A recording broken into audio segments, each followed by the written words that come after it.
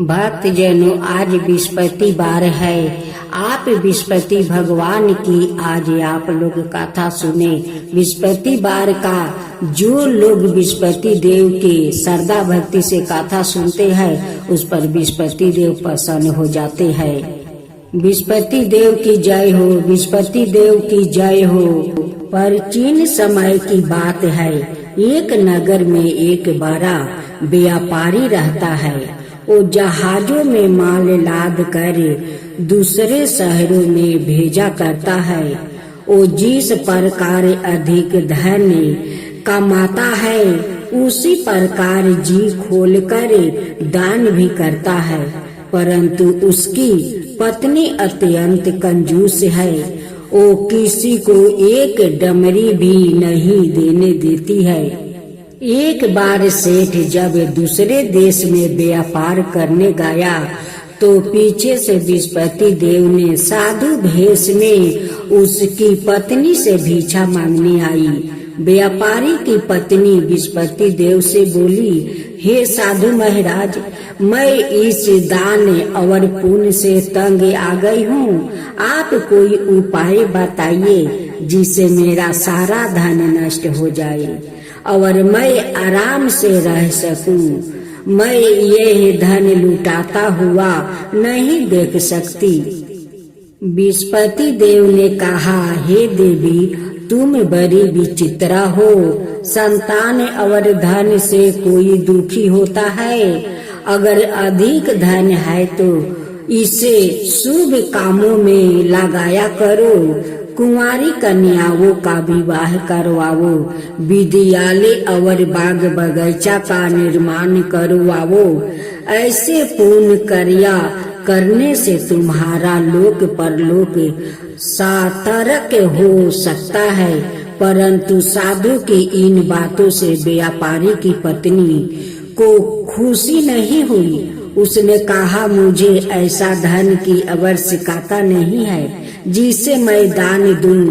तब बृहस्पति देव बोले, यदि तुम्हारी ऐसी इच्छा है तो तुम एक उपाय करना। 7 बृहस्पति बार घर को गोबर से लिपना, अपने केश को पीली मिट्टी से धोना, केशों को धोते समय स्नान करना, व्यापारी से हजामत बनाने को कहना, भोजन में मांस मदिरा खाना, कपड़े अपने घर धोना। ऐसे करने से तुम्हारा सारा धन नष्ट हो जाएगा। इतना कहकर बृहस्पति देव अंतर्ध्यान हो गए। व्यापारी की पत्नी ने बृहस्पति देव के कहे अनुसार 7 बृहस्पति बार वैसे ही करने का निश्चय किया। केवल 3 बृहस्पति बार बीते थे कि उसी समस्त धन संपत्ति नष्ट हो गई और वो परलोक सिधार गई। जब व्यापारी वापस आया तो उसने देखा कि उसका सब कुछ नष्ट हो चुका है। उस व्यापारी ने अपनी पुत्री को संताना दी और दूसरे नगर में जाकर बस गया। वहाँ वो जंगल से लकड़ी काट कर लाता और शहर में बेचता। इस तरह वो अपना जीवन बिताने लगे।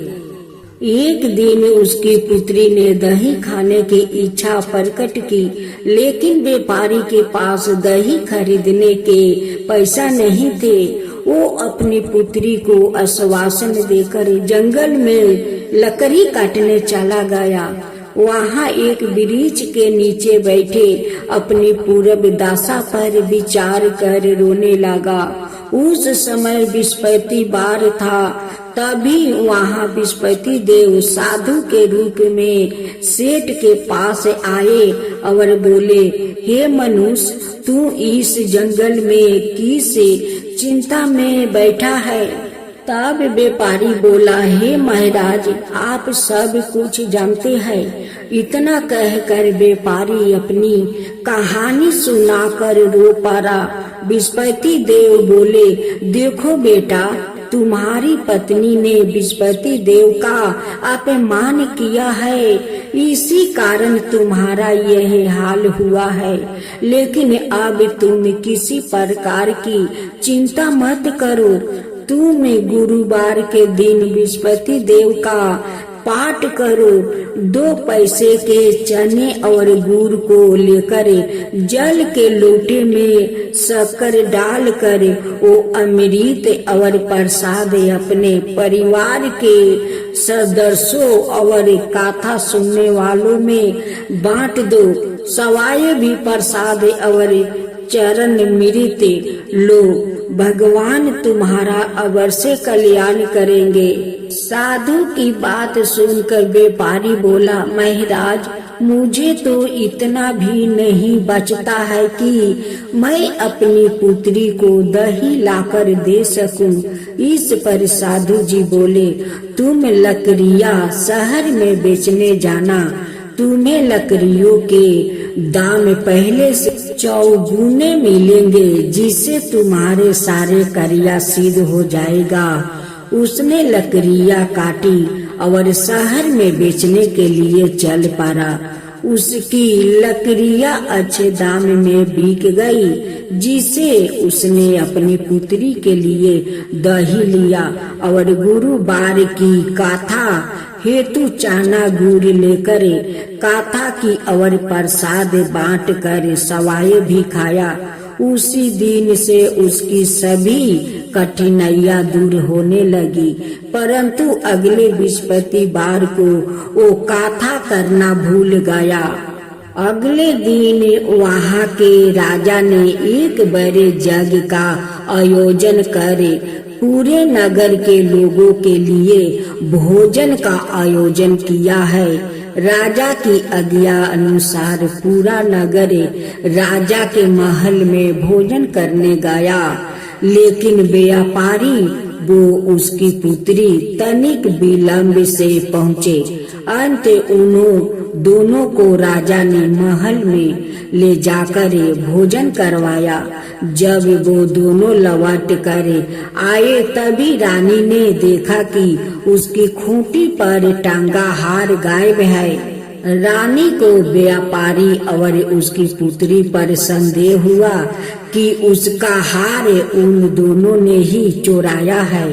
राजा की आज्ञा से उन दोनों को कारावास की कोठरी में कैद कर दिया गया।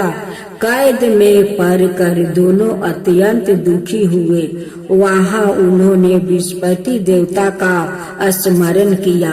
बृहस्पति देव ने प्रकट होकर व्यापारी को उसकी भूल का अभ्यास करवाया और उन्हें सलाह दी कि गुरुवार के दिन कैद खाने के दरवाजे पर तुम्हें 2 पैसा मिलेंगे। उनसे तुम चने और मुनका मंगवाकर विधि पूर्वक बृहस्पति देवता का पूजन करना, तुम्हारे सब दुख दूर हो जाएंगे।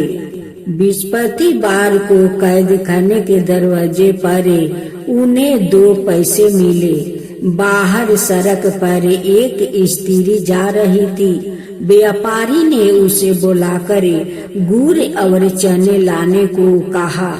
इस पर वो स्त्री बोली, मैं अपनी बहू के लिए गहने लेने जा रही हूँ, मेरे पास समय नहीं है। इतना कहकर वो चली गई। थोड़ी देर बाद वहाँ से एक और स्त्री निकली। व्यापारी ने उसे बुलाकर कहा कि हे बहन, मुझे बृहस्पतिवार की कथा करानी है, तुम मुझे 2 पैसे का गुड़ चना ला दो। बृहस्पति देव का नाम सुनकर वो स्त्री बोली, भाई मैं तुम्हें अभी गुड़ चना लाकर देती हूँ। मेरा एकलौता पुत्र मर गया है। मैं उनके लिए कफन लेने जा रही थी, लेकिन मैं पहले तुम्हारा काम करूँगी, उसके बाद अपने पुत्र के लिए कफन लाऊंगी। वो स्त्री बाजार से व्यापारी के लिए गुड़ चना ले आई और सवाए भी बृहस्पति देव की कथा सुनी। कथा के समाप्ति होने पर वो स्त्री कफन लेकर अपने घर गई। घर पर लोग उसके पुत्रा की लाश को राम नाम सत्य है कहते हुए शमशान ले जाने की तैयारी कर रहे थे। स्त्री बोली, मुझे अपने बेटे का मुख देख लेने दो। अपने पुत्रा का मुख देखकर उस स्त्री ने उसके मुंह में प्रसाद और चन्ना मृत डाल दिया। प्रसाद और चन्ना मृत के प्रभाव से वो पुनर्जीवित हो गया। पहली स्त्री जिसने बृहस्पति देव का निरादर किया था, वो जब अपने पुत्रा के विवाह हेतु पुत्रा वधू के लिए गहने लेकर लौटी और जैसे ही उसका पुत्रा घोड़ी पर बैठकर निकला, वैसे ही घोड़ी ने ऐसी उछाल मारी कि वो घोड़ी से गिरकर मर गया। यह देख स्त्री रो रो कर बृहस्पति देव से क्षमा याचना करने लगी। उस स्त्री की मिनती से बृहस्पति देव साधु भेष में वहां पहुंचकर कहने लगे, देवी तुम्हें अधिक विलाप करने की आवश्यकता नहीं है। यह बृहस्पति देव का अनादर करने का कारण हुआ है। तुम वापस जाकर मेरे भक्त से क्षमा मांगकर कथा सुनो, तब ही तुम्हारी मनोकामना पूरी होगी। जेल में जाकर उस स्त्री ने व्यापारी से माफी मांगी और कथा सुनी। कथा के उपरांत वो प्रसाद और चना मृत लेकर अपने घर वापस गई। घर आकर उसने चना मृत अपने मृत्यु पुत्रा के मुख में डाली। चनर मृत के प्रभाव से उसका पुत्र भी जीवित हो उठा। उसी रात बृहस्पति देव राजा के सपने में आया और बोले, हे राजन, तुम जिस व्यापारी और उसके पुत्री को जेल में कैद कर रखा है वो बिल्कुल निर्दोष है। तुम्हारी रानी का हार वही खूंटी पर टांगा है। दिन निकला तो राजा रानी ने हार खूंटी पर लटका हुआ देखकर राजा ने उस व्यापारी और उसकी पुत्री को रिहा कर दिया और उन्हें आधे राज्य देकर उसकी पुत्री का विवाह ऊंचे कुल में करवाकर दहेज में हीरे जवाहरात दिया। ओम जय बृहस्पति देवा, जय बृहस्पति देवा, चीनी चीनी भोग लगाऊं के दली फल मेवा। ओम जय बृहस्पति देवा, जय बृहस्पति देवा। तुम पुराण परिमतिमा तुम अंतर्यामी, जगत पिता जगदीश्वर तुम ही सबके स्वामी। ओम जय बृहस्पति देवा, जय बृहस्पति देवा। चरणामृत निज निर्मल सबके पातक हरता, सकल मनोरथ दायक कृपा करो भक्तो। ओम जय बृहस्पति देवा, जय बृहस्पति देवा। तन मन धन अर्पण कर जो जन शरण पारे, प्रभु पर कट तब हो करे आकर दुआरे खारे। ओम जय बृहस्पति देवा, जय बृहस्पति देवा। दीन दयाल दया निधि भक्तन हितकारी, पापी दोष सब हरता भाव बंधन हारी।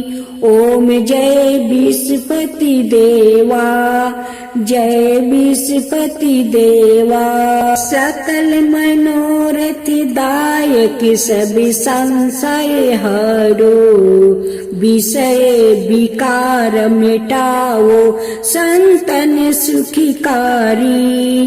ओम जय विस्पति देवा, जय विस्पति देवा। जो कोई आरती तेरी प्रेम सहित गावे, जेठाय नंदय नंदनी कर सो निश्चय पावे। ओम जय विस्पति देवा, जय विस्पति देवा। सब मिलकर बोलो विस्पति भगवान की जय, विस्पति देव की जय।